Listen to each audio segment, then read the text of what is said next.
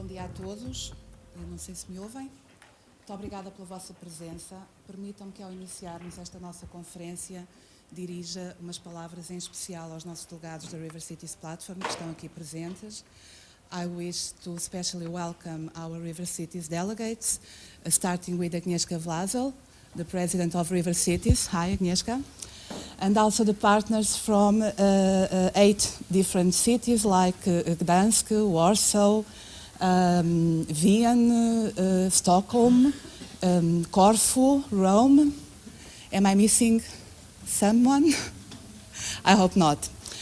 So this will be the second of 7 meetings taking place in the framework of a project developed by these partners and concerning culture for waterfronts. To Lisbon it was asked to present, to focus the theme of the impact of culture on tourism and economy. That's what we'll try to do. Starting with this first panel, I would like to introduce you to our moderator, Miguel Honrado, Chairman of the Board of EGEAC, in the middle of the table. He will be the moderator of the panel.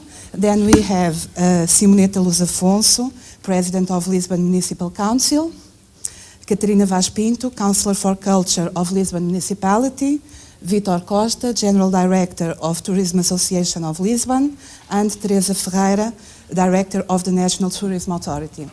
I hope it will be an inspiring conference for everyone, and I will leave you now with the panel. Thank you very much. Muito obrigada. Dr. Miguel, por favor. Good morning. I wish to welcome the members of River Cities Platform Foundation. It's a very wonderful pleasure to have you here among us today. It was in 2009, I think, that we have seen each other for the last time, and I would like to wish you a very pleasant stay in Lisbon, and also a very fruitful and inspiring and interesting journey of work. The weather is very good, the sun is shining, so I think that could help you to inspiring you in all these themes around the role of culture in the economic and touristic growth. So if you allow me, I will switch on Portuguese now to thank my partners of the board, of the panel. Queria agradecer então aos participantes deste painel a sua disponibilidade. São todos eles decisores, quer a nível político, quer a nível turístico, quer a nível cultural da cidade de Lisboa, e queria também, de alguma maneira, introduzir, penso eu, ou enquadrar o tema que nos reúne aqui hoje relativamente a este painel, Cultura e Turismo em Lisboa, no fundo tentando dizer alguns tópicos que me parecem importantes relativamente a este tema e que possam contribuir para depois o desenvolvimento do próprio painel. Queria dizer que cada interveniente terá 15 minutos para intervir e para, no fundo, fazer a sua comunicação. Eu, como moderador, pedia, de facto, a todos os intervenientes que respeitassem estes 15 minutos. Serei, de alguma maneira, bastante rigoroso nesta contagem do tempo e, no fundo, a ordem de intervenção será aquela que têm na vossa folha ou na vossa documentação relativamente ao encontro. E, portanto, no fundo, queria então passar a fazer o tal enquadramento de que vos falei inicialmente. O turismo é hoje mundialmente reconhecido como uma atividade económica de primeira grandeza para alguns a indústria do século XXI, que conheceu um grande desenvolvimento nas últimas décadas, em virtude de todas as profundas transformações socioeconómicas integrantes do fenómeno de globalização. O domínio cultural é hoje considerado, pelas competências de inovação e criatividade que o movem, uma das alavancas fundamentais para o desenvolvimento dos países e das cidades. Neste sentido, a reflexão deste painel centrar-se-á em torno da relação que existe hoje em Lisboa entre domínios turísticos, entre os domínios turístico e cultural, peço desculpa, e quais as linhas estratégicas que poderão ser internamente desenvolvidas no futuro por ambos à escala da cidade de Lisboa. Nesta perspectiva, enuncio apenas como referência alguns tópicos em que creio poderão contribuir para o debate.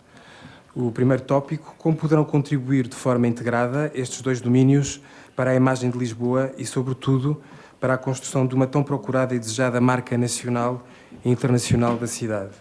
Em que medida a dimensão cultural da cidade poderá contribuir para uma renovação dos seus produtos e ativos turísticos? Como deverão relacionar-se estas duas dimensões numa futura estratégia integrada de governo da cidade? E, por último, como poderá contribuir o domínio cultural para uma afirmação de Lisboa como destino turístico nas suas dimensões de capital nacional e europeia e de metrópole? Portanto, dentro deste enquadramento que acabei de fazer e que espero que contribua para o desenvolvimento do debate, passaria então a palavra à doutora Simoneta Luz Afonso. Muito obrigado.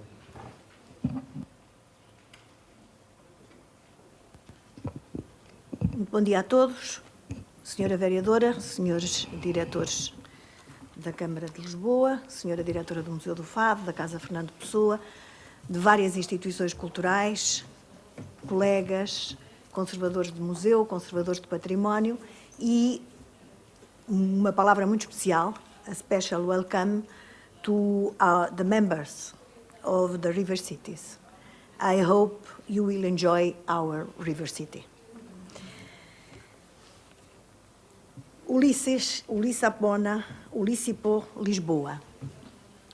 Reconhecemos hoje a dimensão lendária do mito fundacional da cidade de Lisboa. Ulisses, o herói de Homero, numa passagem breve pela península, teria estabelecido aqui o núcleo original de uma colónia helénica cuja história posterior é de todos bem conhecida. Uma estrutura marcadamente mediterrânica ficou desde logo indelevelmente marcada por séculos de presença romana e muçulmana. Organizada em torno de um poderoso complexo defensivo, numa colina sobranceira ao rio, a cidade cresceu em círculos concêntricos, extravasando as sucessivas muralhas de contenção e descendo em direção ao rio.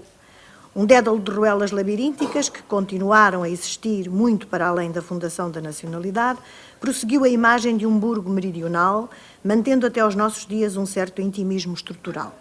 Nem mesmo a grande reforma pombalina da cidade, apostando num claro desenvolvimento ortogonal, em ruas largas e em esquemas mais racionalizados da circulação, nem sequer o gosto romântico e muito parisiense pelo Grand Boulevard e pelas perspectivas únicas destruiu essa componente essencial da cidade antiga.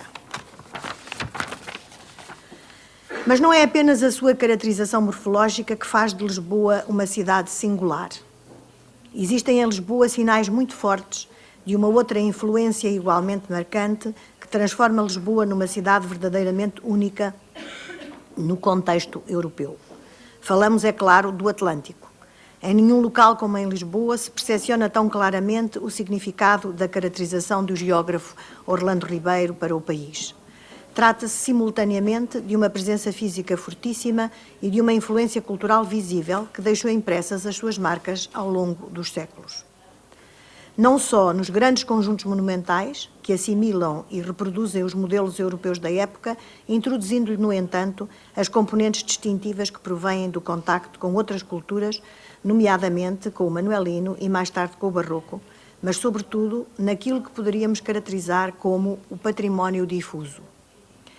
Não uma coleção desconexa de estruturas e de imóveis, mas um vasto conjunto de ambientes e de impressões.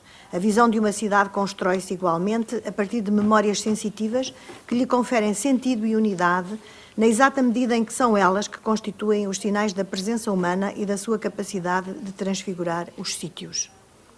A Lisboa, de muitas e desvairadas gentes, mantém-se, ganhando novos sentidos e maior abrangência no limiar do século XXI. Outra das virtualidades de Lisboa é a sua inscrição numa rede bem completa de itinerários culturais, que em certa medida enriquecem o seu caráter único. Referimos-nos agora à ideia de património associado, que no caso de Lisboa inclui variados sítios reais, em contexto paisagísticos ainda íntegros, património rural e industrial, zonas tradicionais de vilegiatura aristocráticas e mesmo áreas de paisagem protegida. A presença constante do Rio Tejo, já a abraçar o Atlântico, é, entre todas, a mais impressionante.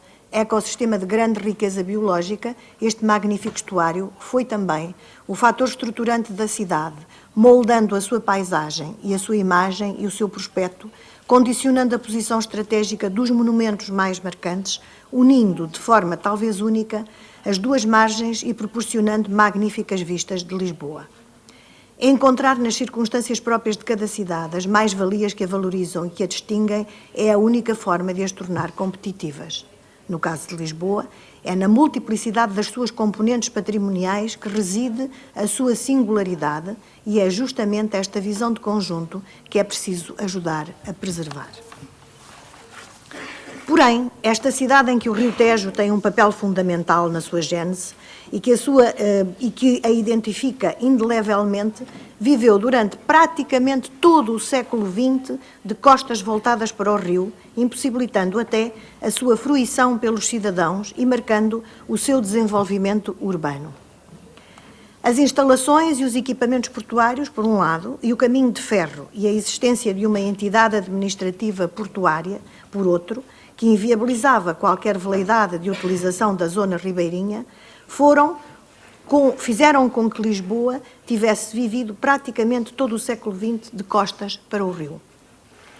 Aquela animação lúdico-cultural a que hoje se assiste, ao longo da Beira Tejo, e que se estende desde a zona da Expo 98, passando por Santa Apolónia, Terreiro do Paço, Cais de Sodré, Santos e Belém, e se prolonga até Cascais, é relativamente recente. Data da última década do século XX, quando o Porto de Lisboa decide dar novas utilizações aos espaços industriais, abrindo-se aos cidadãos, à iniciativa privada, à náutica de recreio, aos terminais de cruzeiros, ao lazer, aos passeios pedonais e cicláveis, à cultura e ao turismo, nascendo assim um corredor ininterrupto de iniciativas lúdico-culturais, estruturadas numa perspectiva harmonizada, dando lugar ao desenvolvimento de atividades económicas, ecológicas, culturais e socialmente sustentáveis.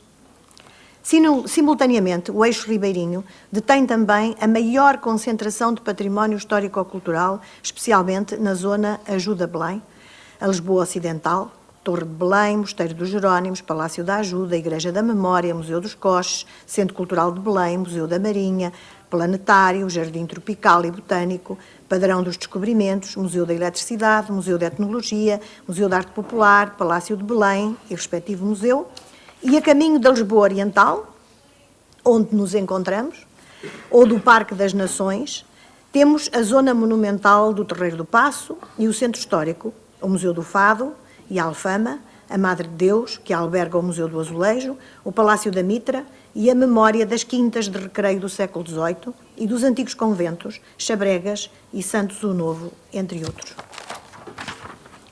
Esta concentração de património e lazer, cultura e natureza é ainda servida pelo meio de transporte mais famoso de Lisboa, o velho elétrico, que através das suas carreiras 15 e 28 nos permite facilmente realizar a sua visita, alargando inclusivamente o âmbito dessa visita a outras zonas da cidade que podem beneficiar deste glamour da zona ribeirinha. E estou aqui a olhar para a diretora da Casa Museu Fernando Pessoa, onde passa o elétrico 28 e que pode exatamente beneficiar desta proximidade. Em boa hora, a Câmara de Lisboa, associando o turismo de Lisboa, tomou a iniciativa de intervir no Terreiro do Paço, a praça mais emblemática da cidade, abrindo o piso térreo ao público e recuperando a sua pavimentação. Aqui nascerá o centro de interpretação da cidade, primeiro encontro entre o visitante e Lisboa, para além de albergar inúmeras iniciativas como a Moda Lisboa ou o Festival Gastronómico dedicado ao peixe, esplanadas com caráter permanente, música, etc. Esta intervenção estende-se à Ribeira das Naus, Cais de Sodré, sentindo-se já o seu efeito multiplicador na forma como influenciou já a recuperação pela iniciativa privada da Rua Nova do Carvalho, antiga rua mal afamada e de prostituição, cujos bares e pensões frequentados pelos marinheiros foram apropriados neste momento pela movida noturna, sendo, desde há pouco, um dos pontos de atração da noite lisboeta, oferecendo ainda espaços partilhados em edifícios recentemente recuperados para albergar jovens empresas de indústrias criativas, portanto, associando tudo o que é gente nova no mesmo espaço, que é extremamente interessante, e já temos aqui uma consequência desta cultura, deste turismo integrado. O património, entendido no seu sentido mais amplo, constitui-se como um importante fator de revitalização económica, funcionando como polo de atração de outras iniciativas e atividades que, por força do dinamismo criado, se vêm aglutinar à sua volta, acabando por impulsionar o desenvolvimento das regiões e do país. A valorização do património, nas suas diferentes vertentes, arquitetónico, arqueológico, etnográfico, natural, musical, e a interação e articulação destes campos de forma integrada, constitui um passo decisivo para a revitalização das cidades, constituindo-se como uma chamada de atenção dos agentes económicos, quer locais, quer externos. Os agentes económicos nunca estão distraídos. Assim, vemos a Rua Nova do Carvalho e o que lhe está a acontecer, e aconselho os nossos visitantes estrangeiros a irem uma destas noites à Rua Nova do Carvalho e verem qual é verdadeiramente, como pode a iniciativa privada e a economia associar-se à cultura. De facto, as atividades que, direta ou indiretamente, são geradas em torno do património, para além de conhecerem uma menor oscilação face à conjuntura, vêm abrir novas perspectivas na área económica, proporcionando a criação de emprego e, por indução, o reforço e dinamização de outros setores. A importância da formação específica nesta área e a fixação de gestores no seu território de referência irá garantir uma crescente qualidade dos projetos pela articulação das relações entre os diferentes agentes culturais e a comunidade, pelo enquadramento e apoio à iniciativa privada local na criação de pequenas empresas ligadas à arquitetura, urbanismo, construção, design, moda, artesanato, indústrias culturais e criativas, restauração, hotelaria, transportes, serviços, pela criação de uma imagem própria e identificadora, pela otimização dos recursos face aos objetivos definidos de forma integrada, pelo relançamento do turismo cultural de qualidade, provocando a diversificação das grandes rotas turísticas internacionais.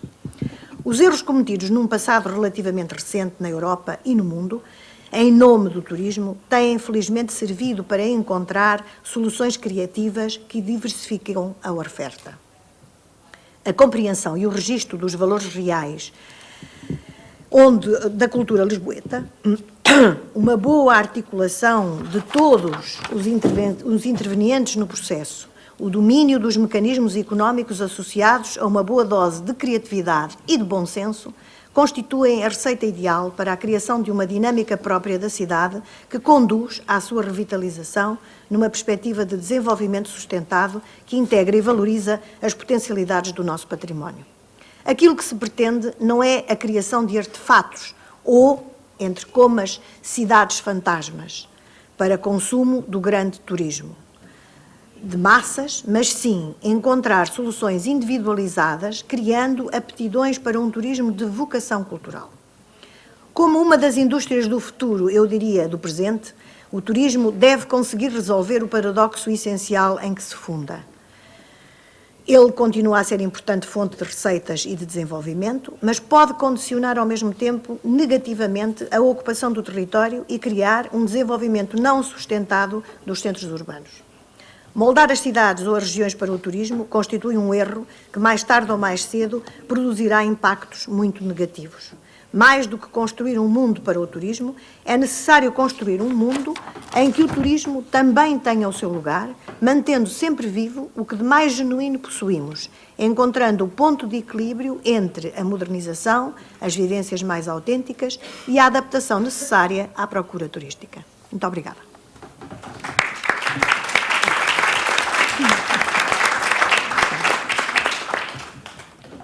Então passaria agora a palavra à Sra. Vereadora da Cultura, a Dra. Catarina Vaz Pinto.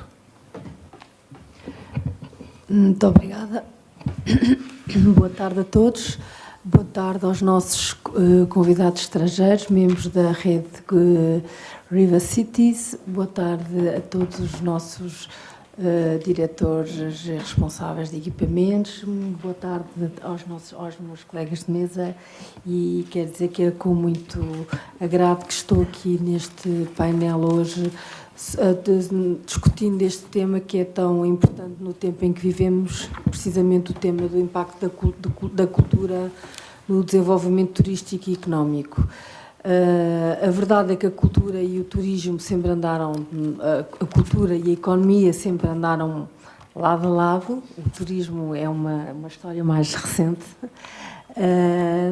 mas é sobretudo a partir dos anos 80, 90 que a cultura é pensada como um instrumento de desenvolvimento económico, muito associado, por um lado, à regeneração das cidades e também, sobretudo, ao turismo, que desde então e desde a seguir à guerra tem vindo a crescer nos últimos anos galopantemente. Aquilo que eu gostaria também de salientar e de em primeiro lugar enquadrar é que a cultura, no fundo, é como os fenómenos todos do nosso tempo, um fenómeno multidimensional. E, portanto, a cultura tem o seu valor intrínseco e depois a cultura é usada para outros fins. E um deles é esse, precisamente, o do desenvolvimento económico e turístico. E quando pensamos nestas questões, para mim é importante ter sempre um olhar equilibrado sobre como é que estas várias vertentes e estas dimensões da cultura são depois operacionalizadas. Ou, se quisermos também, é uma outra forma de dizer aquilo que a doutora Simoneta também falou, que é nós não podemos pensar as cidades e construir as cidades só para os turistas, que já houve exemplos em passados recentes que foram bastante desastrosos, mas o turismo deve ser uma das dimensões, uma das atividades da cidade, e numa cidade como Lisboa é certamente uma cidade que tem enormes potencialidades turísticas, mas devemos encontrar os produtos e os meios e a oferta e os canais de forma a que o turista se sinta em casa, na verdade. Se sinta em casa, se sinta a descobrir uma nova casa, se sinta a descobrir um novo espaço, e que não seja e que isso não seja e que não venha em busca de uma visita estereotipada. Estive uma vez numa conferência com um sociólogo francês, que por acaso era exatamente da opinião oposta, que ele dizia que a melhor maneira de atrair os turistas era pelos estereótipos. Portanto, nós portugueses, era dizer que tínhamos o galo porque é aquilo que as pessoas conhecem, e depois que poderiam vir então descobrir outras coisas, questão com a qual eu estava completamente de desacordo. Mas, de facto, havia esta abordagem, e eu penso que hoje em dia exatamente estamos a caminhar num sentido diverso, até porque o perfil do turista, e talvez depois os nossos colegas aqui que vão falar sobre o turista, também se está a modificar bastante, e, portanto, para além do turismo de massas, que tende a ter uma ocupação muito própria, há também o turista solitário, o casal turista, o grupo de amigos que organizam as suas viagens na internet e, portanto, que sabem muito bem o que procuram, ou se não sabem bem, vão procurando, mas aquilo que eles procuram é exatamente essa singularidade e esses traços distintivos que podem fazer com que Lisboa seja uma cidade diferente das outras, e, portanto, não lhes interessa ir a sítio ver, como hoje em dia nas cidades do Oriente. Hoje em dia estamos nessa fase, estão na fase em que então querem ser como as cidades europeias, então as principais avenidas estão cheias de lojas de marcas, etc. e tal, e tendem a não valorizar o seu próprio passado e as suas próprias marcas idiosincráticas. E acho que é exatamente isso que nós não devemos fazer no caso de Lisboa, e acho que já há uma maturidade dos vários agentes culturais e políticos no turismo para perceber isso. Precisamente alguns dos fenómenos mais importantes que têm acontecido nos últimos tempos e fruto da globalização têm um impacto muito grande no turismo.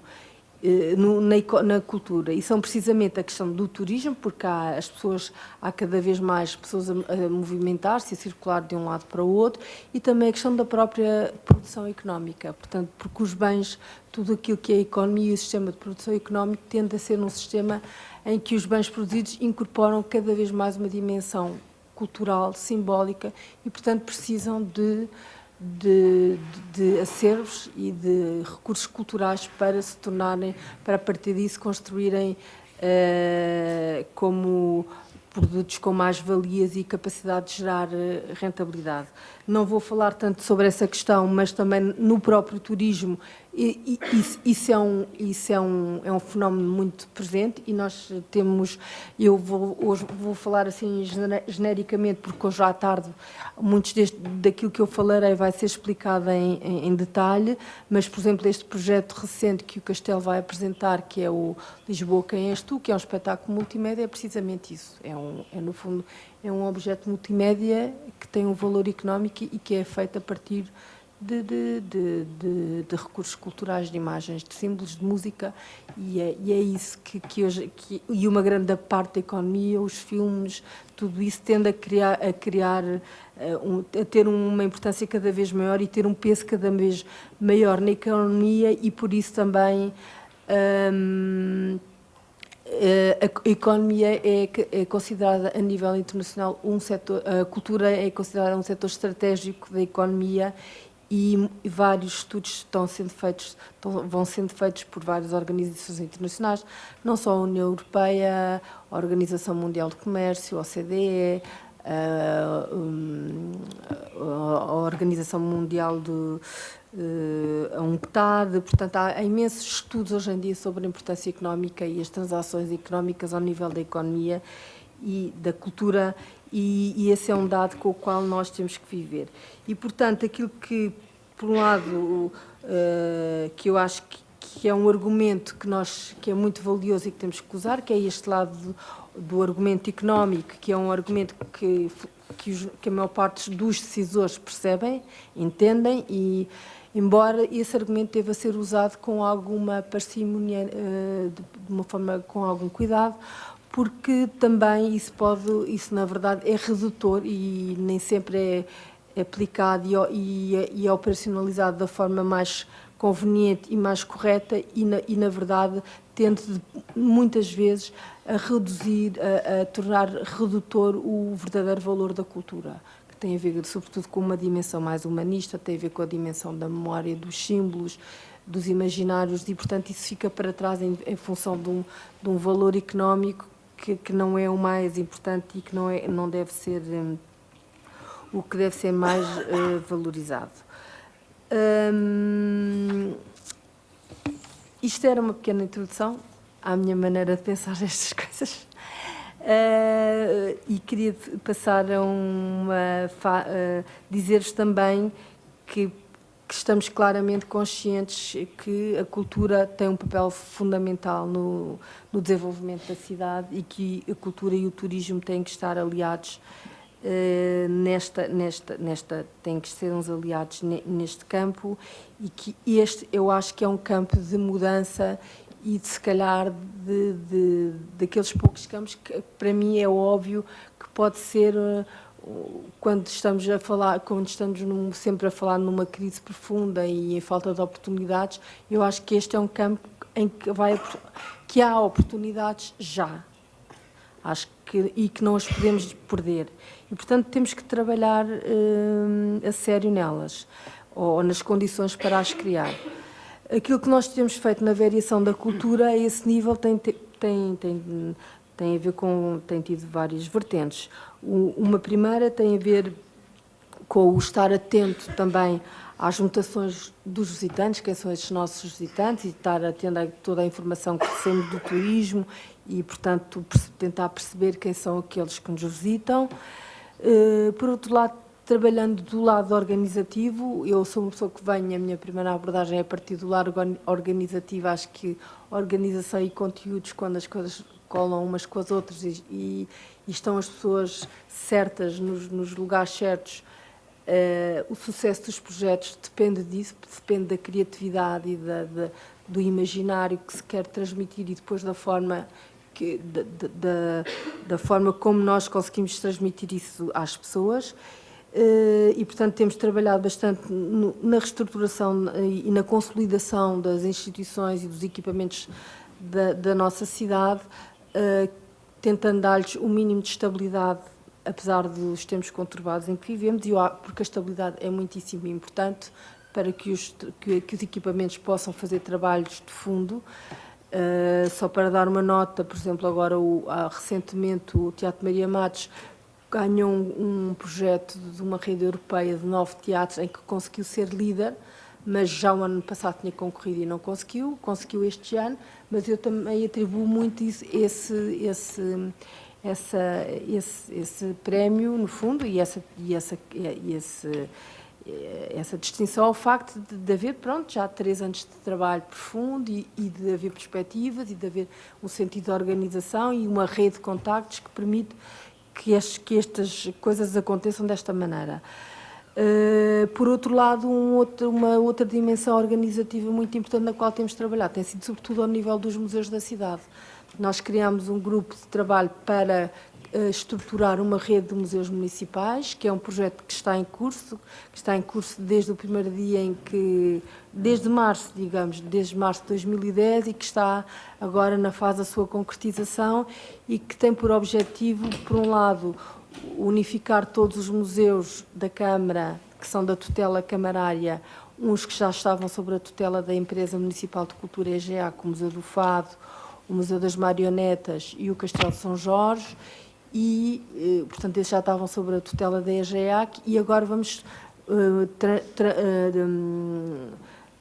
fazer migrar também para esta empresa municipal a Casa Fernando Pessoa, o Museu MUD, Museu do Design e da Moda, o Museu da Cidade com os seus vários núcleos e o Museu Mordal Pinheiro e outros museus estão em criação, mas neste momento ainda estão em incubação e, portanto, não irão passar. Mas, basicamente, também é porque chegámos à conclusão nesse estudo e nesse trabalho que fizemos no seio do grupo de trabalho, que não faz sentido nenhum haver tutelas, não haver uma única tutela para todos os museus de uma cidade, de propriedade municipal, e, por outro lado, que é evidente que uma empresa municipal dá muito melhores condições de gestão e de atividade aos seus equipamentos e, portanto, há aqui um potencial que nós não estamos a rentabilizar, quer interno, e que estamos certos que o poderemos vir a fazer através de novas regras de organização e de gestão e de um novo relacionamento dos próprios museus entre si, cada um com a sua identidade própria, que será sempre mantida, porque esse também é um lado muito específico da EGEA, da Empresa Municipal de Cultura, é manter a identidade de cada um dos seus equipamentos, porque lá está, é isso que faz a diversidade da nossa oferta e é isso que nós devemos preservar e tentar melhorar cada vez mais. Por outro lado, outra das questões que temos procurado também fazer é promover a diversidade da oferta cultural, seja nos conteúdos que são desenvolvidos e apresentados, mas seja também os espaços em que os eventos acontecem. E nesse sentido também as festas da cidade são um bom exemplo e eu espero que o Pedro Moreira possa logo à tarde também dar conta de como se tem cada vez mais a preocupação de ocupar a cidade. Não ocupar apenas aqui o centro histórico só, ou não ocupar só os lugares mais tradicionais, os teatros ou o cinema, mas sair para a rua, sair para os vários cantos da rua, sair para sítios, sair para os elétricos e outros objetos ambulantes, mas pronto, disseminar a cultura pela cidade, porque essa é também uma forma de elevar os novos públicos e de fazer com que os outros a vejam também de outra maneira. Finalmente, temos em curso também um programa ambicioso de reabilitação de vários equipamentos culturais.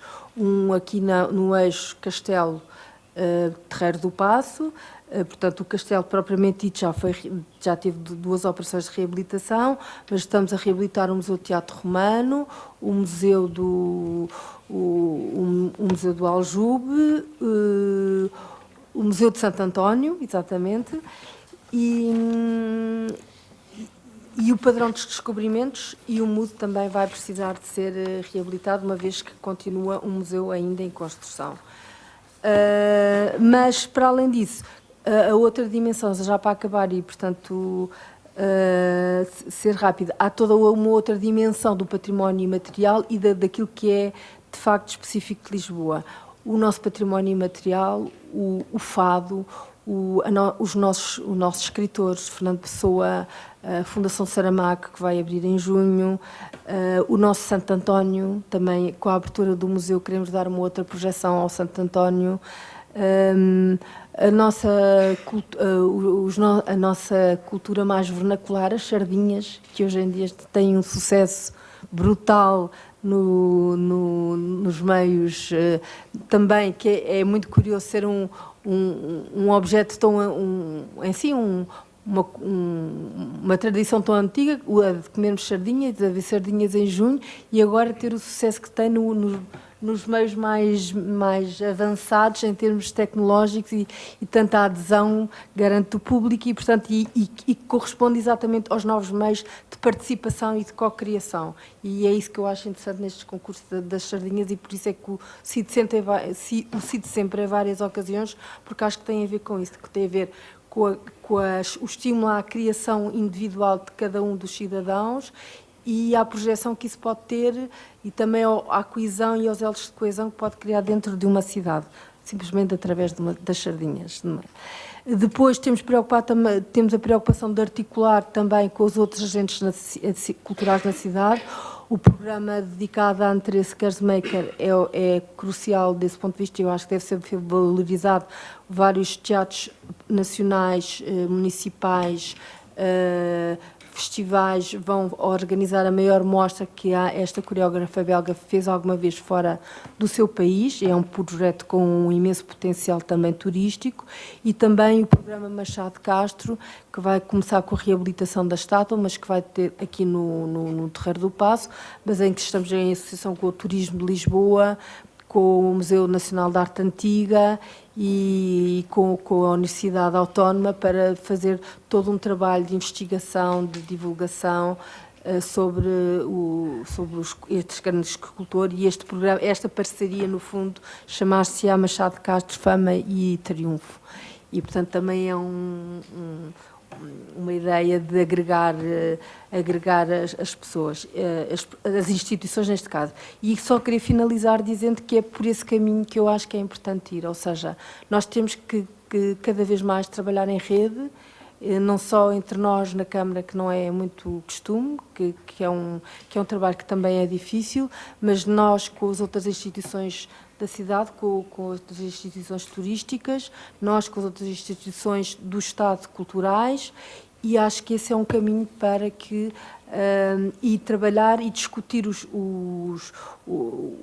projetos, como tem acontecido neste projeto, que vai ser uma âncora fundamental aqui no Terreiro do Paço, que a doutora Simoneta referiu, que é este centro de interpretação sobre a cidade e a praça, que vai abrir, esperemos, até final do ano, que está sob a gestão da Associação de Turismo de Lisboa, mas que é, de facto, um projeto em que temos procurado colaborar, nem sempre, às vezes, estamos de acordo, não é? Mas acho que que também passa, a relação entre o turismo e a cultura passa por esta questão das pessoas se perceberem uns aos outros naquilo que é importante para cada um deles, e isso nem sempre tem sido uma cultura de funcionamento. E eu faço votos para que essa passe a ser a cultura de funcionamento, porque é a falar que a gente se entende. Muito obrigada.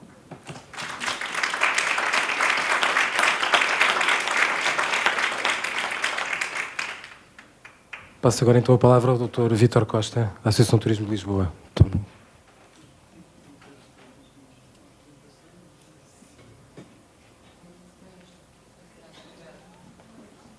É a apresentação. Onde é que ela está? Está bem. Deixa.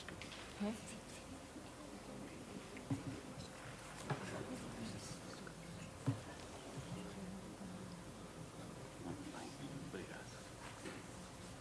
Como é que isto se põe? Como é que isto se vê maior?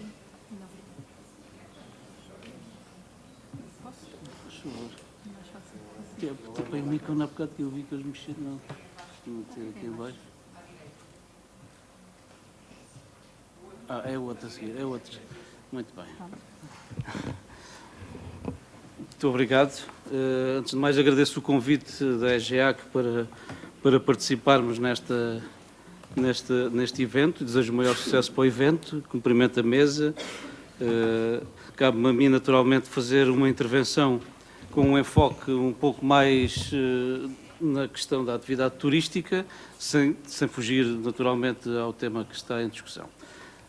Se me permitem, deixem-me primeiro dar uma pequena noção do que é a Associação Turismo de Lisboa.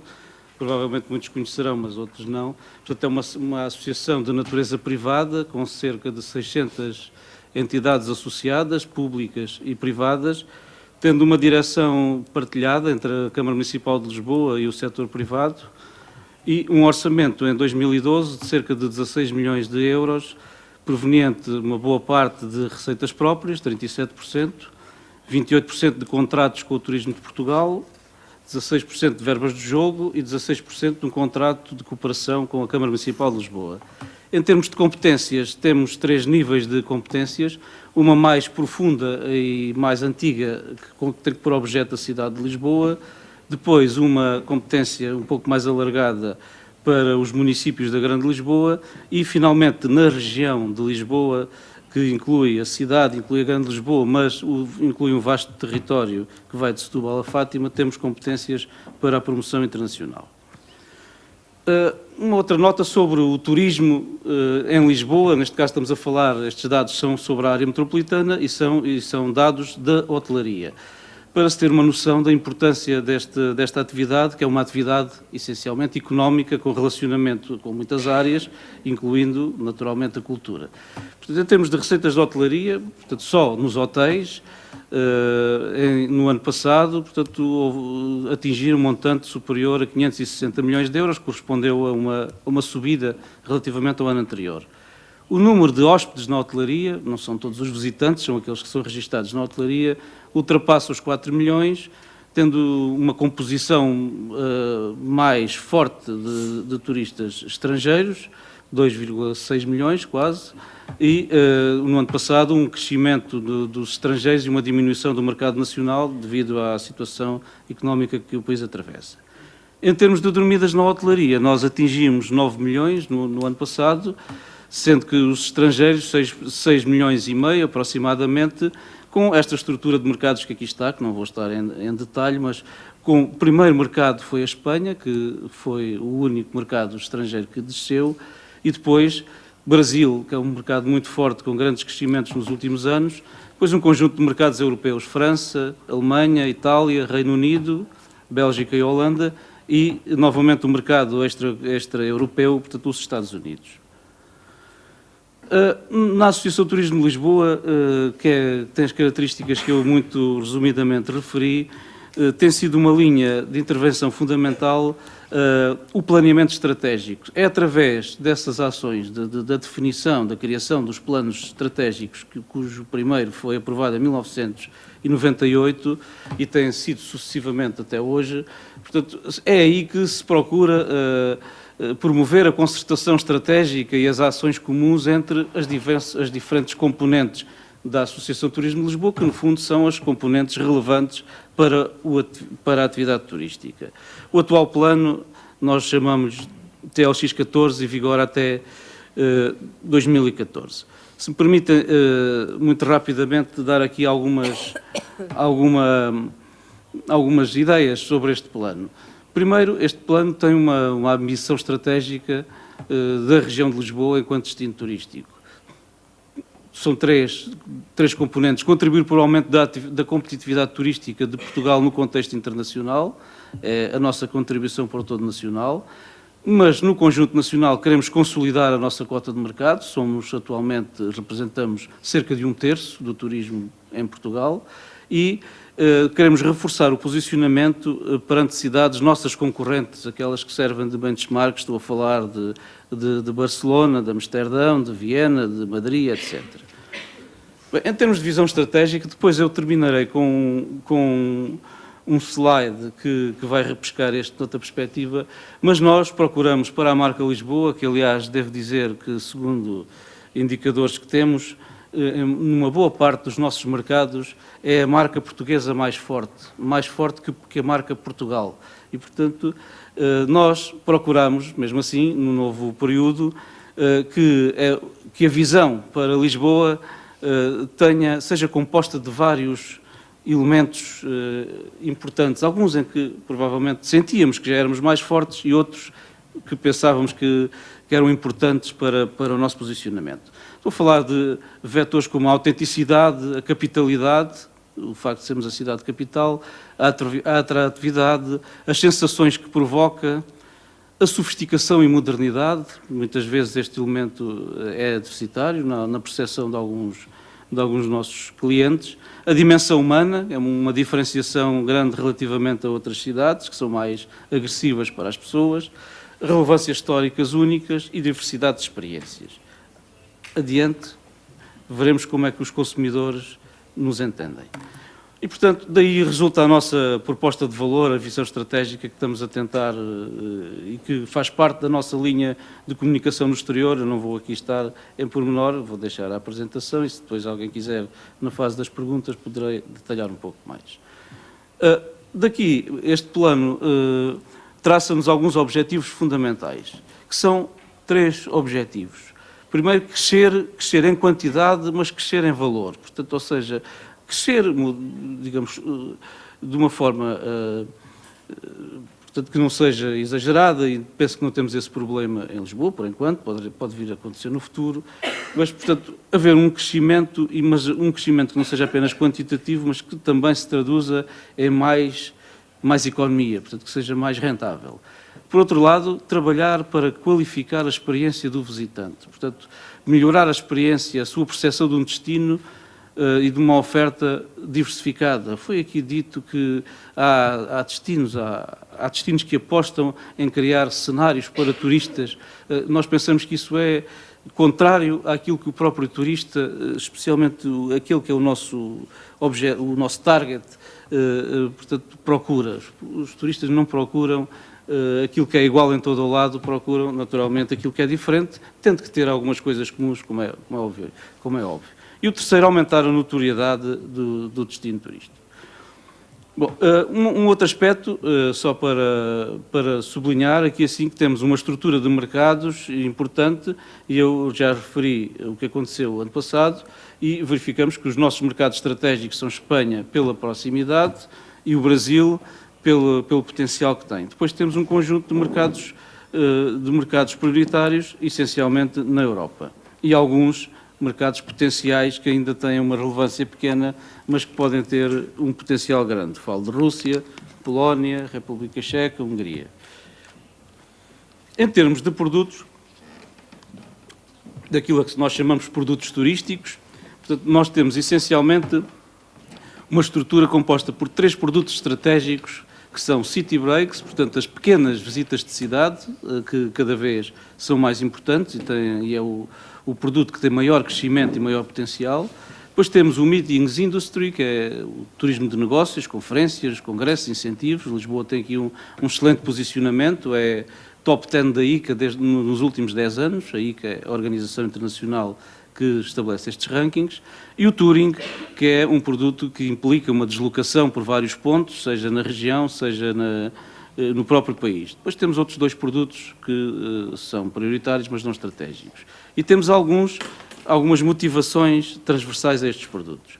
Bom, no plano estratégico que estou a falar, o TLX14, nós pretendemos atingir estes objetivos e contribuir para esta visão através de programas concretos, concretamente 10 programas estratégicos, que são estes que aqui se referem, um relacionado com o Torreio do Paço, outro com Belém, outro com o Meetings Industry, outro com o segmento das famílias, adaptar melhor a cidade às famílias, a relação da cidade e da região com o rio e com o oceano, depois uma Lisboa para todos, direi à frente o que é que isto significa, aproximar Lisboa, tem a ver com o nosso posicionamento um pouco excêntrico relativamente aos mercados emissores e à necessidade de ser comatado com boas acessibilidades aéreas e baratas. Depois, Customer Experience, portanto, uma visão para o consumidor, para melhorar a experiência e torná-lo muito pessoal. Depois, mais especificamente na área do marketing, uma nova abordagem à marca e algumas alterações na promoção. Vou passar muito rapidamente aqui só alguns exemplos.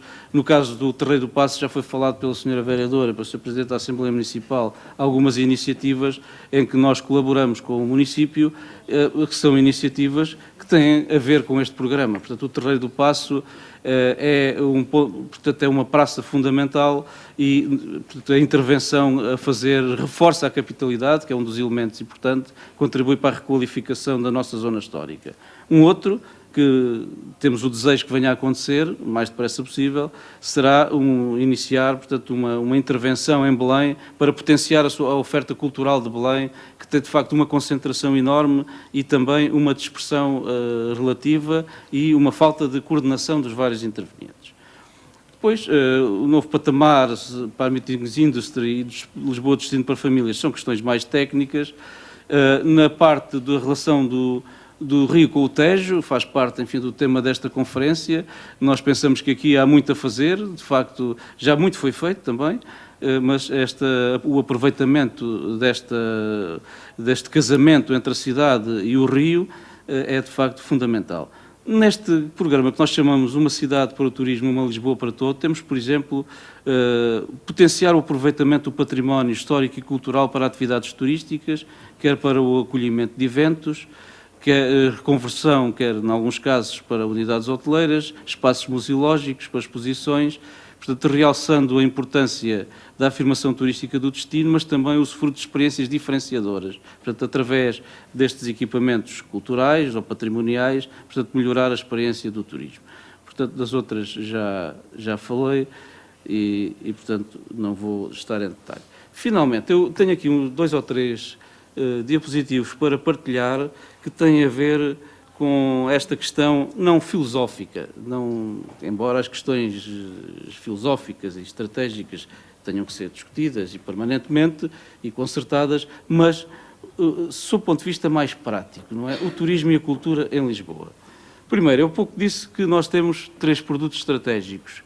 E nestes produtos estratégicos, em especial nos city breaks e touring, ou seja, o que é que leva uma pessoa a visitar uma cidade, ou o que é que leva uma pessoa a ir a vários pontos de um destino turístico, obviamente que a oferta cultural é aqui, e a motivação cultural é aqui muito importante. É muito importante, mas é preciso fazer uma distinção. Da análise que nós fazemos, Lisboa não tem condições, nem necessita de ir por esse caminho, de se tornar um destino cultural de city breaks hard, ou seja, aquele destino em que as pessoas vão essencialmente com motivações culturais. Portanto, nós não temos os grandes museus mundiais, não temos as grandes exposições mundiais, não temos temos os grandes nomes de top, enfim, da cultura mundial e, portanto, não podemos inventar aquilo que não temos, mas temos muita coisa, muita diversidade, muitas alternativas para apresentar às pessoas, muitas coisas diferentes. E, portanto, é neste mix, aqui a oferta cultural é muito importante e a motivação cultural é muito importante, juntamente com outras motivações. Portanto, essa é que é a nossa visão. As pessoas não vêm a Lisboa só... A maior parte, há evidentemente nichos e há evidentemente casos, segmentos, mas eu estou a falar dos 4 milhões de turistas que referi atrás. Portanto, mas tem essa motivação é importante. E eu tenho, digamos, nós temos provas, digamos, disso, e eu vou aqui dar algumas notas sobre o inquérito motivacional aos visitantes estrangeiros em 2012. Nós fazemos... Portanto, não é em 2012, é em 2011. Nós, durante o ano, fazemos várias vezes o inquérito motivacional, repetimos, para apanhar alturas diferentes do ano e fazemos-lo depois consolidadamente no fim do ano. E, por exemplo, quais são as atividades mais praticadas pelos 4 milhões de turistas que eu há bocado referi? 93% dos visitantes estrangeiros visitaram museus, monumentos, atrações ou museus. 48% visitaram exposições. 33% assistiram a espetáculos. Portanto, temos aqui uma nota, portanto, bastante importante do que é que a motivação cultural, portanto, influencia o turismo. Temos aqui um ponto 2 que também me parece importante salientar.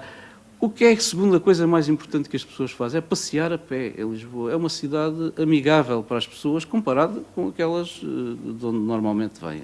Portanto, é também um dado interessante. As atrações mais visitadas, segundo estes inquéritos, portanto, o Castelo de São Jorge, a Torre de Belém, o Mosteiro de Jerónimos, a Sé, são as primeiras destes inquéritos. Portanto, mais de 70% dos visitantes estrangeiros visitaram o Castelo de São Jorge e a Torre de Belém, 40% visitaram o Centro Cultural de Belém. Estou a falar aqui de inquéritos, não estou a falar de bilhetes vendidos, e, portanto, pode não ser coincidente, mas são resultados do inquérito. E alguns aspectos importantes. 91% dos visitantes consideram importante que haja uma boa oferta de monumentos e edifícios notáveis, tendo avaliado Lisboa neste aspecto com uma nota média de 8,53, no máximo de 10. 70% dos visitantes inquiridos consideram importante que haja uma boa oferta de eventos culturais, tendo avaliado Lisboa com uma nota de 7,48. 63% dos inquiridos consideram que importante que haja uma boa oferta de museus, tendo avaliado Lisboa com 7,9 em 10. E 58% dos visitantes consideram importante uma boa oferta de animação e avaliaram em 7,53. Portanto, eu penso que estes elementos, estes dados daquilo que é a visão dos nossos visitantes em relação a Lisboa como destino turístico, dão bastante enfoque sobre este relacionamento do turismo e da cultura. Estou a terminar, só tenho mais 2 slides. Era tentar, a partir daquilo que nós dizíamos que era a nossa visão, qual é a imagem mais forte de Lisboa. Nós bem tentamos a sofisticação e modernidade, a capitalidade, mas aquilo que as pessoas mais valorizam, que os nossos visitantes, são as sensações, uma cidade agradável, tranquila, a beleza da cidade e aspectos relacionados com a autenticidade. Finalmente, este é o último. O que é diferente, em que é que Lisboa é diferente dos outros? E, mais uma vez, e aqui a diferença é na autenticidade que não esgota a questão da cultura, mas a inclui e que, enfim, tem aqui vários elementos. E, portanto, as suas relevâncias históricas também têm aqui uma importância muito grande. Depois, a dimensão humana, a hospitalidade e, naturalmente, as sensações. Pronto, eu terminei esta apresentação. Eu penso que temos aqui, no fundo, material de trabalho para a definição das políticas e das ações e da cooperação que é necessário aprofundar e que eu acho que tem sido bastante criativa e bastante profícua. Muito obrigado.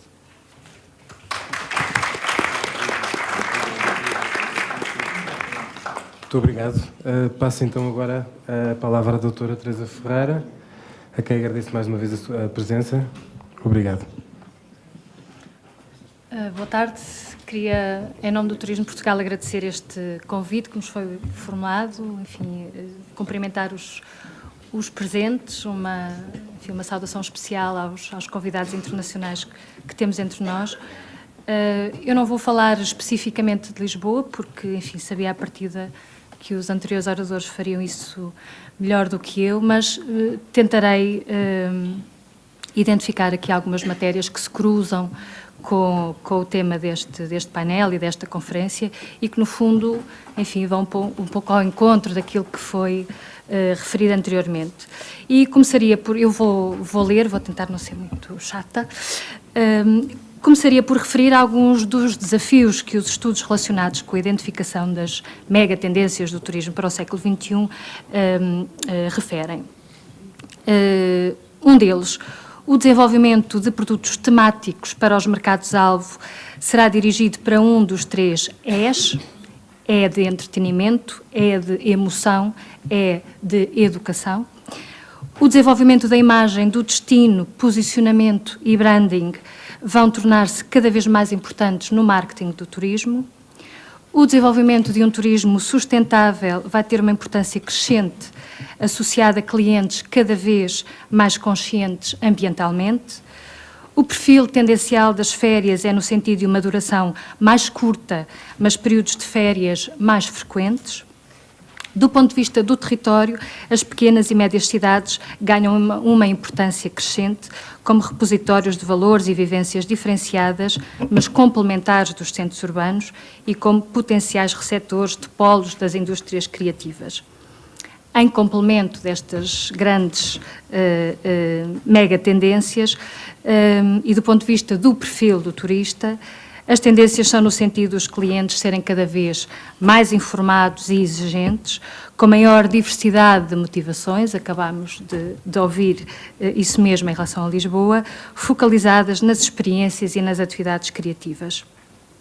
Num recente inquérito às atitudes dos europeus em relação ao turismo no ano de 2010, confirma-se que as viagens tinham como principal objetivo rest and recreation, portanto, descanso e lazer. Na base das escolhas dos destinos estão, por ordem decrescente, as motivações relacionadas com o ambiente geral do destino e a sua atratividade, o património cultural, as opções de entretenimento, a gastronomia, artes e festivais. Quanto às fontes de informação que suportam a decisão, são identificadas por ordem decrescente as recomendações dos amigos, a internet, a experiência pessoal, as agências de viagem, os catálogos e as revistas.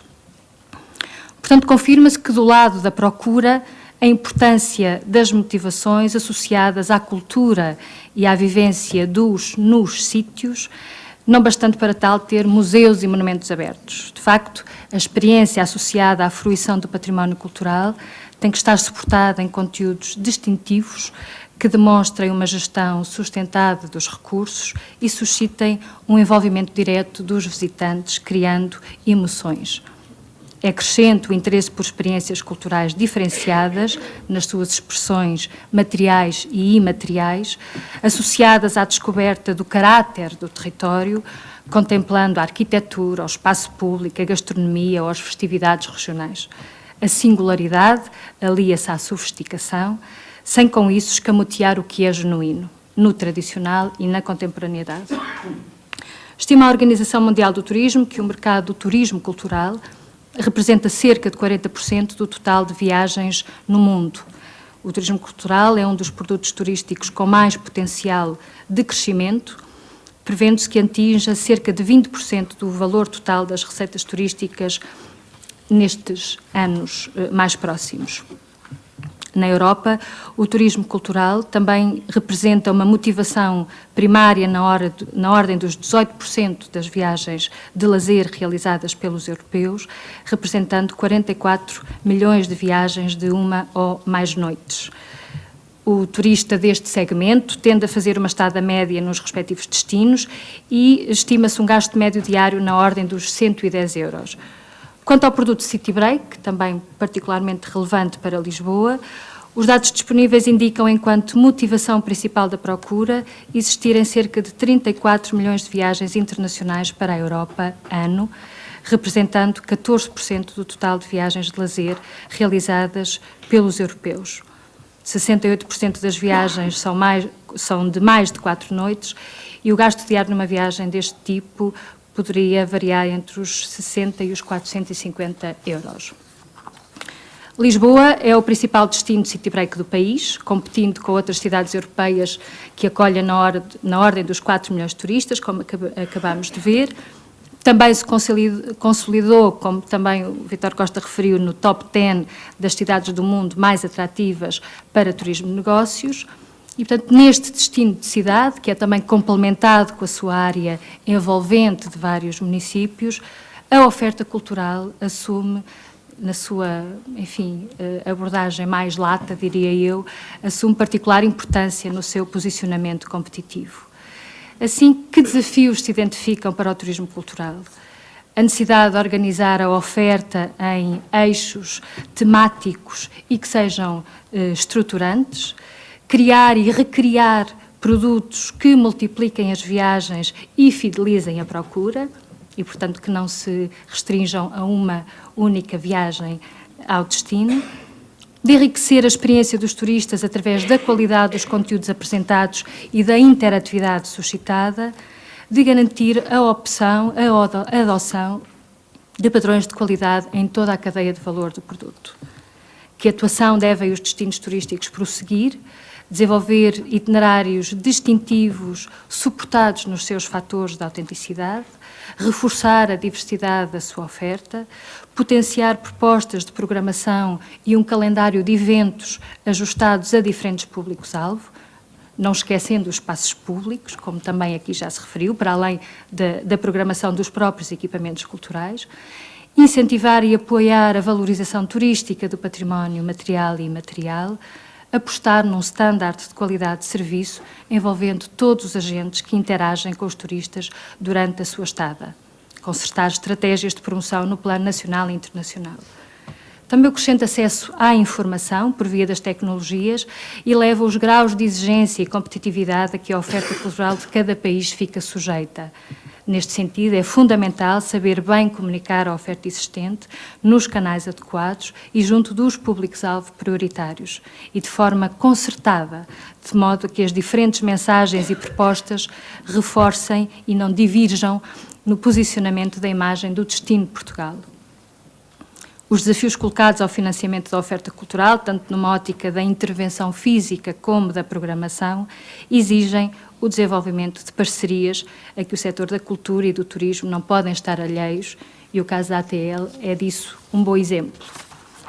Em Portugal, o turismo cultural assume-se como produto estratégico para o desenvolvimento turístico de todas as regiões e para o posicionamento competitivo do país na lista dos destinos turísticos da Europa. O património material e imaterial é um recurso fundamental para a proposta de valor que Portugal apresenta como destino turístico europeu. E essa proposta de valor reflete-se na apreciação que os turistas fazem do destino. De acordo com um recente estudo para a satisfação dos turistas, realizado em 2010, constatamos um nível elevado de satisfação relativamente à estada em Portugal, na ordem dos 91%, dos quais 44% referem que as férias ficaram acima das expectativas. No caso da visita a monumentos e museus, 72% realizou essa atividade durante as férias, também registando elevados níveis de satisfação e até superação de expectativas. Também cerca de 40% dos turistas participou em atividades culturais e revelou níveis de satisfação na ordem dos 96%, sendo que neste caso a superação de expectativas foi ligeiramente inferior. Enfim, são dados que julgo que vão no mesmo sentido dos resultados do inquérito que a ATL desenvolveu. O que nos parece importante, então, assegurar para que a procura e a satisfação dos turistas seja continuamente reforçada. O envolvimento dos agentes culturais, tanto da administração central como regional e local, que têm competências na preservação dos recursos culturais e na organização de conteúdos interpretativos que relevem os aspectos distintivos da nossa identidade, o envolvimento dos agentes económicos, empresas de animação, guias turísticos, agências de viagem, empresários da hotelaria e da restauração, com know-how na organização e venda de serviços turísticos, numa ótica de estadia mais curta ou mais alargada, o envolvimento do Turismo Portugal e das estruturas regionais de turismo, como é o caso da ATL, no âmbito das respectivas atribuições e áreas de atuação, como facilitadores do diálogo entre estes agentes. Ao reforçarmos a competitividade da nossa oferta cultural, por via de uma articulação entre os diferentes prestadores de serviços, públicos e privados, e da consolidação das propostas de descoberta e fruição dos territórios, estamos seguramente a proporcionar oportunidades de negócio, nomeadamente nas economias locais, aumento de receitas associadas aos serviços prestados e pretextos para o investimento na valorização dos recursos patrimoniais e dos espaços públicos. Quanto mais composta for a oferta, mais serão os motivos de permanência e, consequentemente, de consumo, reforçando as trocas entre turismo e as outras atividades económicas locais. Para que o património cultural possa ser fruído enquanto produto turístico, associando dessa forma atividades com reflexo económico desde a geração de receitas para os espaços culturais, para eles próprios, por contrapartida de prestação de serviços, ao negócio gerado para as empresas de animação ou agências de viagem, julgamos que devemos continuar a trabalhar em algumas dimensões relevantes. Na qualificação das condições de acolhimento e na valorização turística do património edificado, incluindo as zonas de atendimento e recepção, a sinalização interpretativa, a cafetaria, as lojas, a acessibilidade para todos, no enriquecimento dos conteúdos apresentados e das histórias que são contadas, apostando em leituras e ferramentas inovadoras de leitura do património, no desenvolvimento de conteúdos informativos, visitas guiadas em diferentes línguas e com diferentes graus de especialização, bem como de propostas de percursos nos espaços culturais com diferentes tempos ajustados aos vários tipos de turistas, na diversificação dos motivos de visita aos espaços culturais através de eventos e programas de animação, na implementação de sistemas integrados de informação e sinalização turística, no aprofundamento do trabalho de articulação entre gestores dos recursos culturais e agentes do setor do turismo, com vista ao refrescamento de produtos passíveis de comercialização, na identificação de modelos eficazes de organização dos serviços geradores de receitas em espaços e projetos culturais, bem como da aplicação ou do reinvestimento dessas receitas em ações de qualificação da visita turística e, finalmente, na melhoria dos mecanismos de promoção da oferta cultural em articulação com os agentes do turismo, potenciando os canais existentes e não dispersando a informação em múltiplos canais de promoção. Em Lisboa, julgo ser possível destacar alguns dos desafios que estão contemplados na estratégia que já foi definida com a participação das várias entidades regionais e que julgamos poderão ser diferenciadores da oferta da cidade e eventualmente determinantes no seu posicionamento competitivo. Começaria por referir a necessidade de aproveitar o enorme potencial de que se reveste o novo Museu dos Coches, não só enquanto obra arquitetónica de referência internacional, que está integrada na malha urbana de uma parte da cidade que também ela está marcada por outras referências arquitetónicas incontornáveis, mas também como projeto museológico que possibilitará uma leitura surpreendente deste património português tão distinto que é os Coches e que permitirá, creio eu, que essa grande mais-valia de potenciar e diversificar a articulação com os restantes museus, sejam eles municipais ou sejam eles da administração central. E com essa nova peça âncora e todas as que já existem nesta centralidade de Ajuda Belém,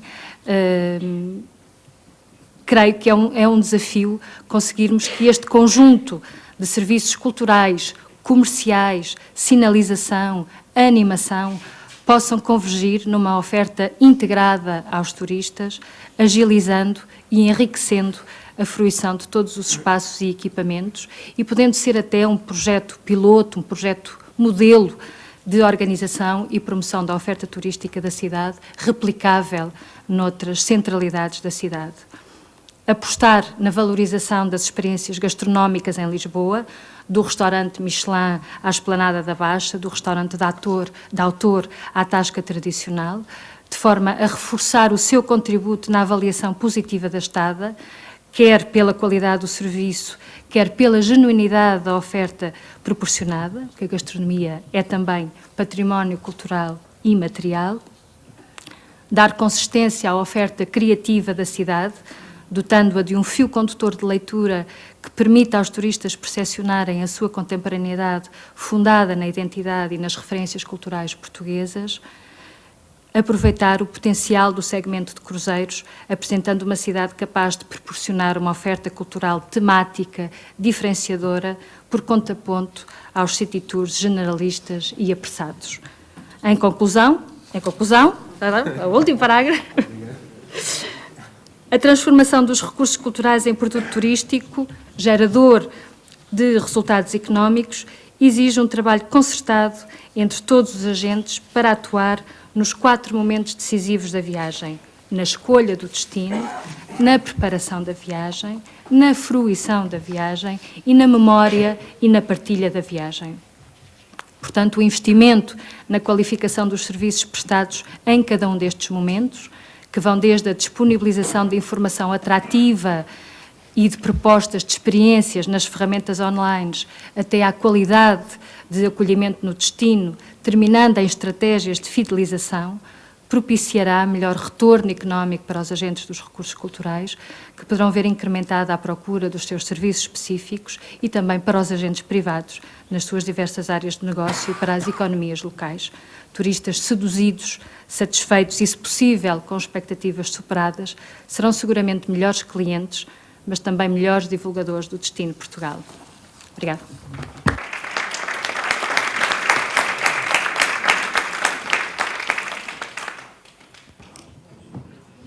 Bom, eu queria agradecer uma vez mais aos membros da mesa, agradecer-lhes a sua disponibilidade e também o interesse das comunicações que fizeram, e creio que agora temos algum tempo para debater algumas questões que queiram. Portanto, se houver questões, I think we have heard a wide range of perspectives between the relationship about the relationship between tourism, culture in Lisbon. So if you want to ask some questions about what we have just heard, it's the moment. Thank you. Enquanto as pessoas estão a pensar nas perguntas, eu gostava aqui de fazer aqui um ponto que me parece importante. Há para aí 30 anos que eu prego que devia fazer-se um bilhete conjunto para a zona de ajuda Belém. Na última carta estratégica também foi um dos temas falados. Fico muito contente de ouvir dois elementos do turismo de Portugal e de Lisboa dizerem a mesma coisa. Agora, o que é que falta fazer? Fazer! É dar corda aos sapatinhos e fazer. Sinalética, bilheteira conjunta, tratatá, tratatá, tratatá. Há 30 anos que eu digo isto. Agora ouço dizer outra vez, só espero que façam e que eu ainda consiga ver.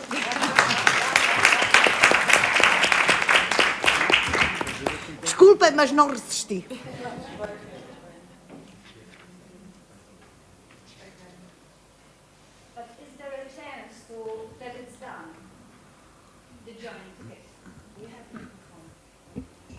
Não sei. Então, mas daqui a quanto tempo? Não sei.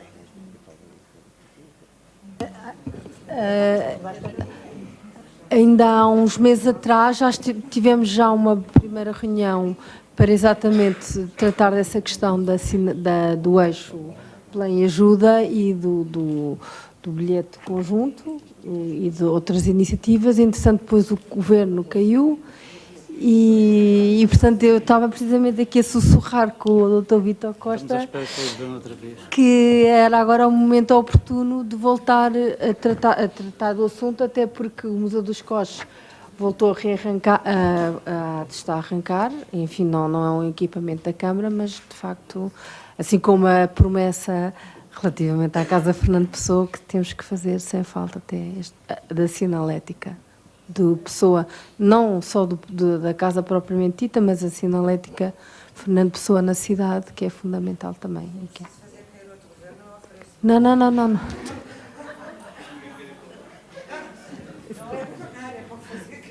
Ninguém quer ir para lá.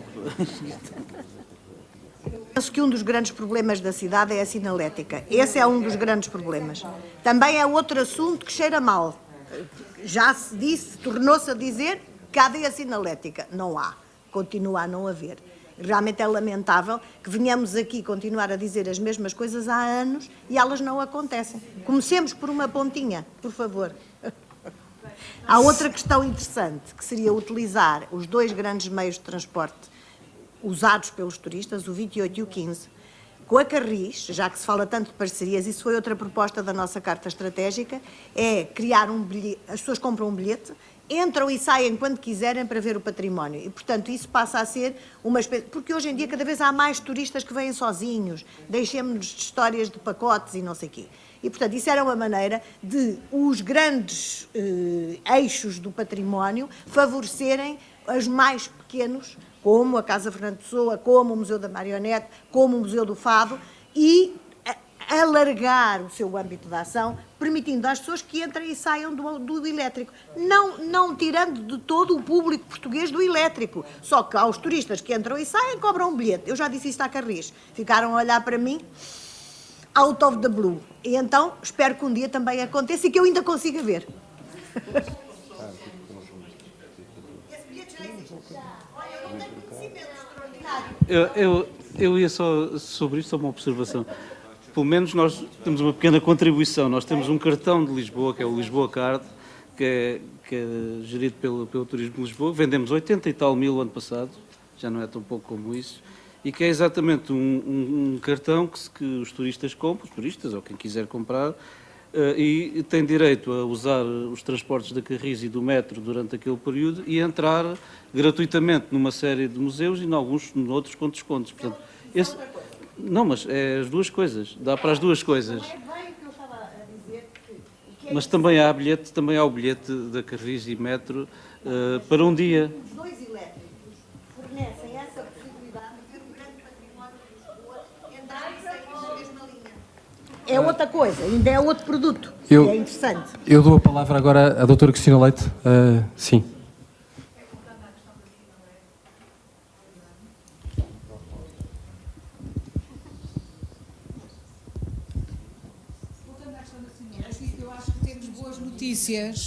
Voltando à questão da sinalética, eu acho que podemos ter boas notícias sobre ela. Nós fizemos, o Museu da Cidade lançou um concurso para uma sinalética para as muralhas, para a cerca velha de Lisboa. Essa sinalética está desenhada, foi feita e neste momento foi já proposta até em termos da Câmara Municipal de Lisboa para se transformar numa sinalética patrimonial da cidade, que é para não haver muito tipo de sinaléticas diferenciadas. Ela é feita de forma modular. Eu hoje vou apresentá-la na minha comunicação. Foi pensada de forma modular para precisamente se adaptar a percursos, a circuitos, a monumentos e ser realmente tentar-se optar por uma sinalética única e comum na cidade. Ela neste momento vai ser aplicada na cerca velha e numa área de percurso já na moraria. Pronto, para já vai haver essa aplicação. Portanto, eu acho que isto são boas notícias e a partir daí penso que se todos gostarem, acho que a sinalética está muito bem feita, eu vou mostrá-la, como lhe disse hoje da parte da tarde, acho que se pode estender, julgo eu que se pode estender à cidade, para haver uma uniformidade e não haver mobiliário urbano, o olho verde, pestana azul, como costumamos dizer. Portanto, penso que será uma boa aposta, portanto, enfim, ainda vai ver. Seguramente. Alguns vai ver. Os das muralhas vai ver. Rita. Eu só queria sugerir essa fileira. Eu tenho uma voz. Microfone.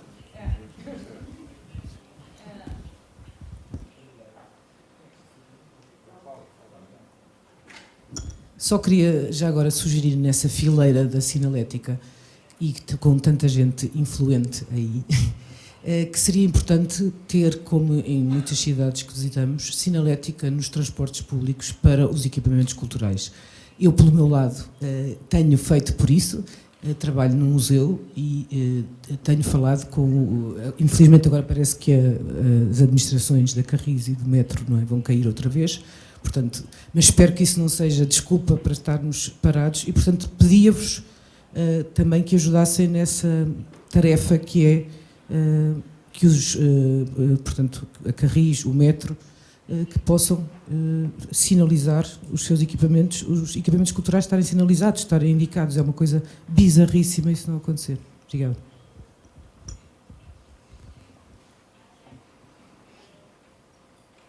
Mais questões, observações?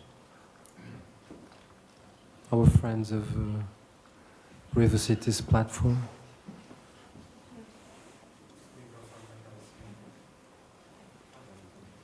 Hello, my name is Magdalena Zakrzewska-Duda. I represent the Baltic Sea Cultural Center in Gdańsk, Poland. And I would like to share one anxiety that we cultural animators have in our city in view of development of infrastructure. For example, this year we have Euro Football Championship, so we have a beautiful new stadium built. We also are having built a new museum for the World Second War. We also have a new museum built for the Solidarity Movement. We also have a new theater built for Shakespearean Festival. So they're all very massive investments. And also we have better transportation system, it has been improved. But in the result, a lot of money is just put into the building and the maintenance of the building. And as a result, there is no money for cultural activity. So what's left? We have beautiful buildings, we have beautiful roads, but what's lacked is atmosphere. And we cannot develop, and we can, I think, our concern is that even for tourism, if you have just empty shells, be it modern architecture or cultural heritage, but nothing inside it or around it, it won't attract really tourists anymore. So we are afraid that in the coming years, as a result of those investments, there will be no more money for cultural activities. So we have all those beautiful buildings standing really empty without new activities there. Do you share this concern while thinking about developing Lisbon and its cultural infrastructure? What's the balance between investment into sort of infrastructure and cultural activities?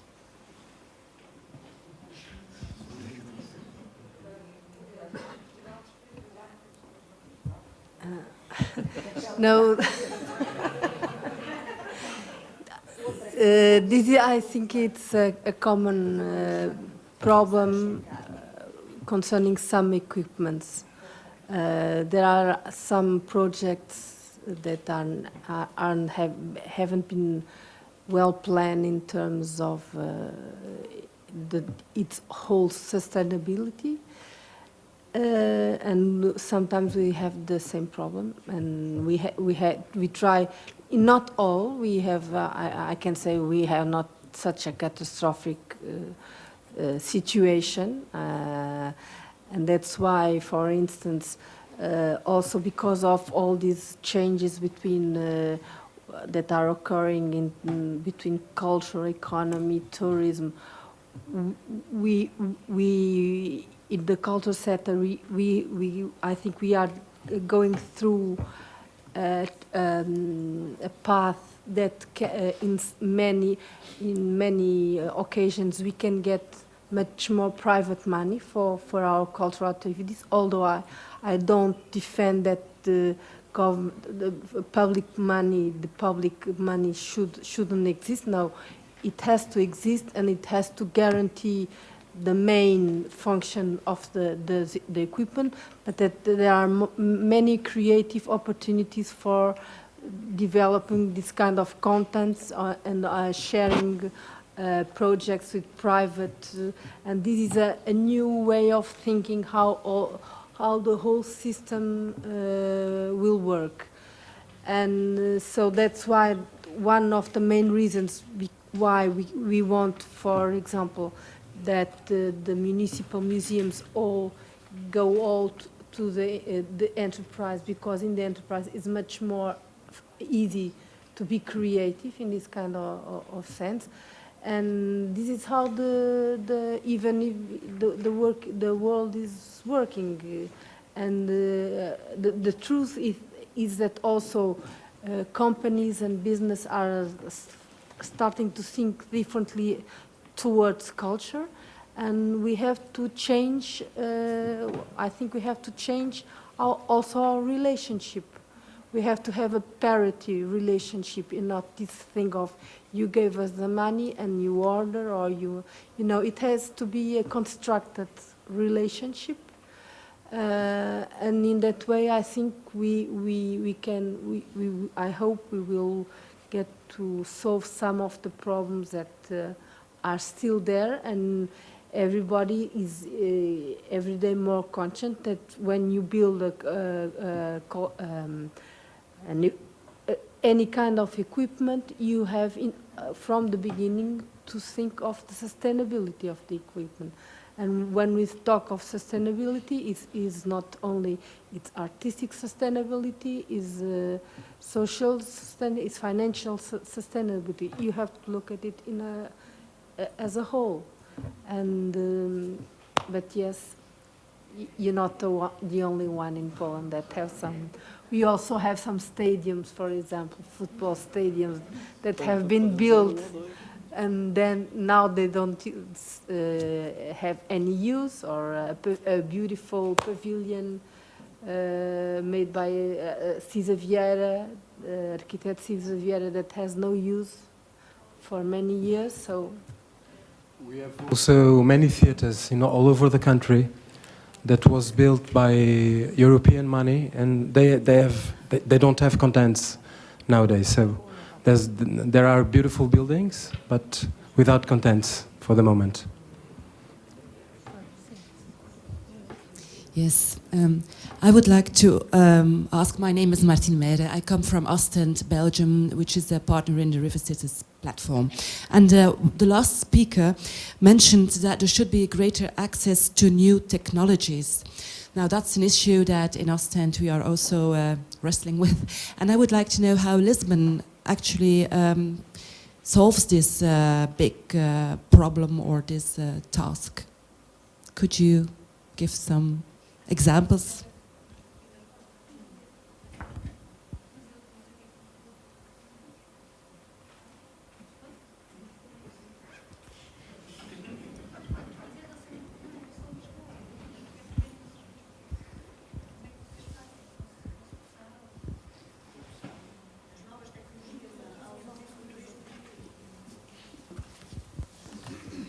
Eu penso que a pergunta tem a ver com a utilização das novas tecnologias para a promoção do turismo, tem a ver com isso. Penso que não sei se percebi bem a pergunta. Nós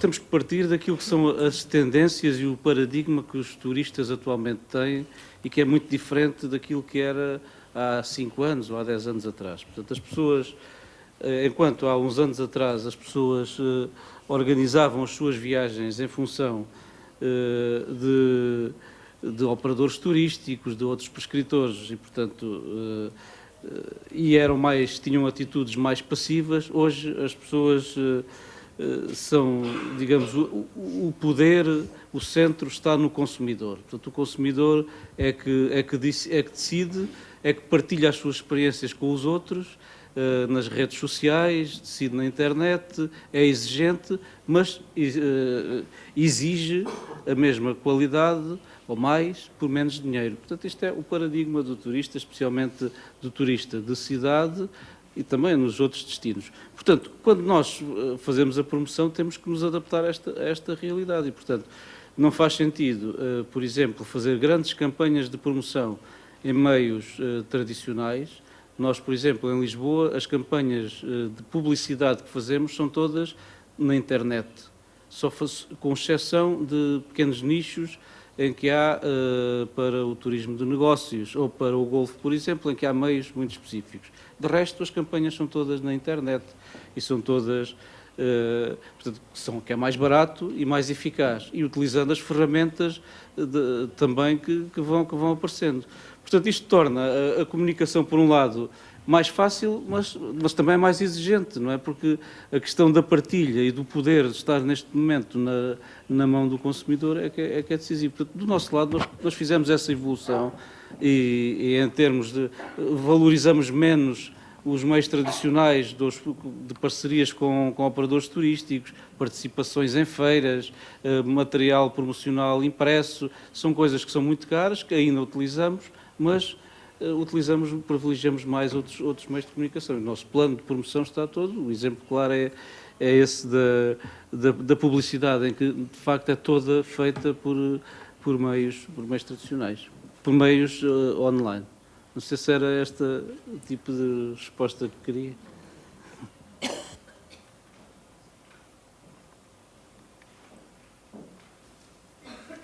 Hello, Agnieszka Wlazeł from the River Cities platform, but I'm also cultural manager, so I'd like to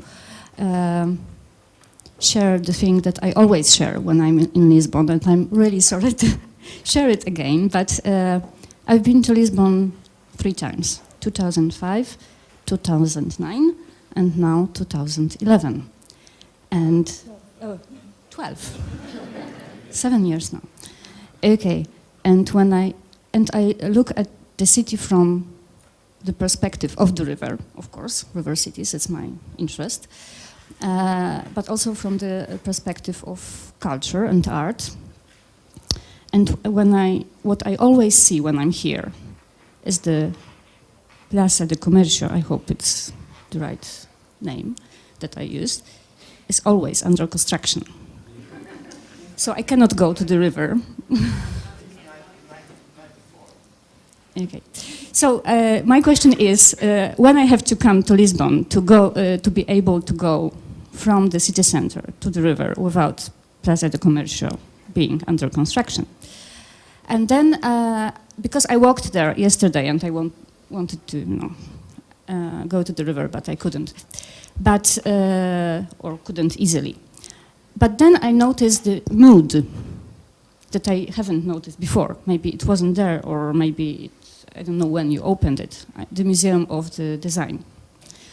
And I saw there, I don't know, 100 or maybe more young people standing at the door in the evening, on the quite empty road.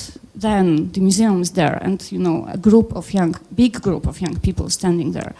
And I thought, it's like, this is the evidence that culture, that attractive cultural or artistic building or content can bring people to the area, to the part of the city. So what I wanted to say, I made several points. It's like, there are my notes from this panel. And what I really think it's important is to make this balance between the local needs, inhabitants' needs, and the tourist needs. And for me, international guest, yesterday, seeing these young local people made me interested in the venue and the street, because this is something that I'm also looking in the city when I visit it. Its uniqueness. And, I go where the local people are going, because I think this is authentic. So this is another point that I made, the authenticity. And I also kind of wonder how you can balance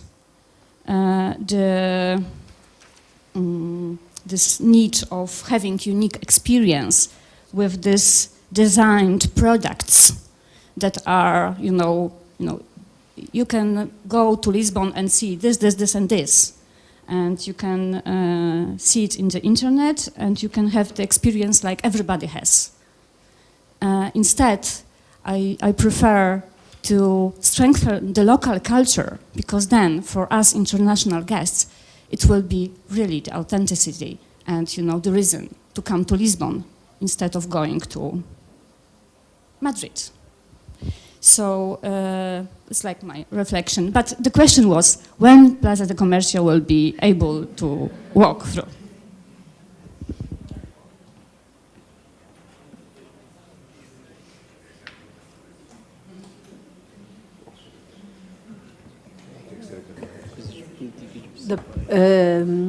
So there are several entities working in the Praça do Comércio. I'm not responsible. I'm the Town Council for Culture. I'm giving the answer, but it's not my responsibility. But in July, there will be, you can cross. Yes. But there will still be on the restoration of the statue in the middle until the end of the year. But this doesn't mean that you cannot cross. Yes, but now there are some new works going on. And then there are still missing some very interesting project if you are in the right side of the river, if you are seeing the river on the right side, is a project of recovering all this part, which will be a very landscape project. So this will start soon, and I hope next year it will be finished. But it's near, close by to Praça do Comércio. It's not Terreiro do Paço. So in July you can cross. I also wanted to, sorry, it's like you can grab the microphone if I talk too much. I wanted to kind of ask you how often you have this contacts between culture and tourism, as you provided us evidence that culture is very important reason for people to come to Lisbon. Is it really working, or can it work that the cultural operators will feel also your support and in their work? So, as Miguel said, there are some theaters that are empty. And is it possible to kind of work together on building these relationships and promoting culture while also promoting Lisbon as a tourist destination?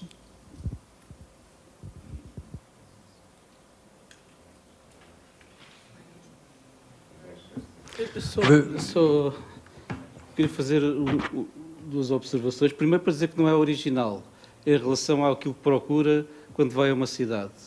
Ou seja, a maioria dos turistas procuram, de facto, a autenticidade, procuram aquilo que os cidadãos também podem ter acesso. Portanto, o paradigma, como eu disse há pouco, alterou-se e cada vez menos pessoas no fluxo de turismo de cidade procura a artificialidade. Isso existe, existem destinos onde é assim, mas não nos destinos nas cidades europeias designadamente. E, portanto, em Lisboa não tem havido já há muitos anos para cá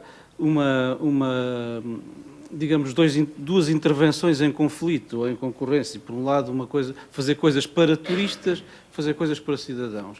Até porque a nossa ideia, pelo menos do nosso lado, é muito clara: não há nada que funcione bem, que tenha sucesso, se for feito só para os turistas.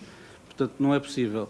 E, portanto, temos sempre a preocupação de aquilo que é bom para os turistas também é bom para os residentes e, portanto, tem que haver essa convivência.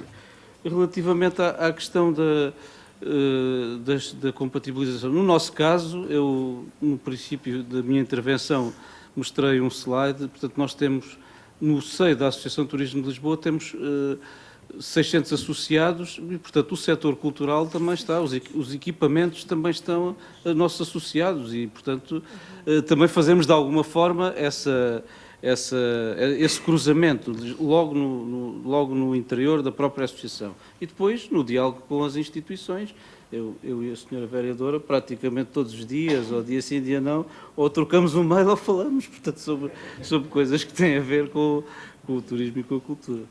Do meu lado, não sei se... I should say that EGEC is also a member of ATL, so, and I would like to precise that the theatres I have mentioned, are not in Lisbon, are all over the country. They are, the most of them, municipal theatres, but they are not in Lisbon, they are all over the country. Hello, I'm Pauline, also from Poland, and I would like to focus on another group of people, like Erasmus students, because they come to your country and they get scholarships. Sometimes they get support from their families, and they have money to spend, and instead of studying and partying, or partying and study, studying, sometimes they would like to reach the culture and to get to know something. Do you treat them in a special manner? Because they come here and they spend here half a year or a year. So are you focusing on this group of people? Because I think that it's a kind of long-stay tourist.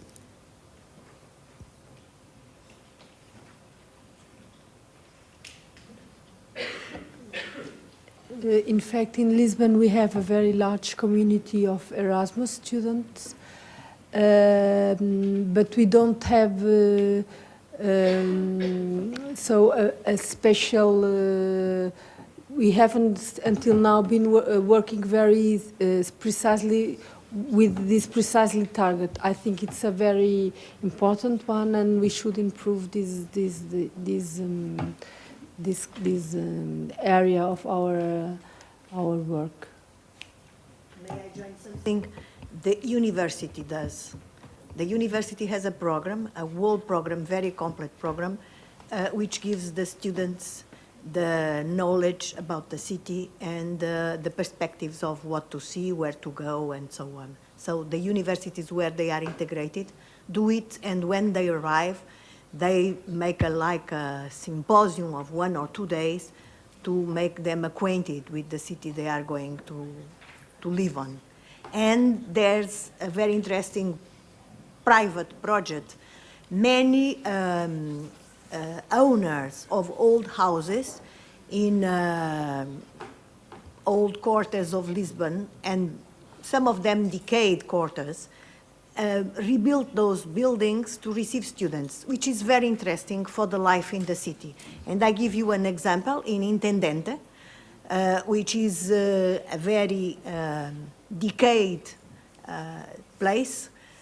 The owner of an ensemble of houses made a residence for foreign students, which is very interesting because the population accepts them very well, and there's a new life of young people in an old place of the city, and renewed restaurants, bars, and things like that, which is there's this interest in the city, probably not from any one of this table, but it exists, and they are very well received and integrated, and especially the university that has a special bureau for this purpose.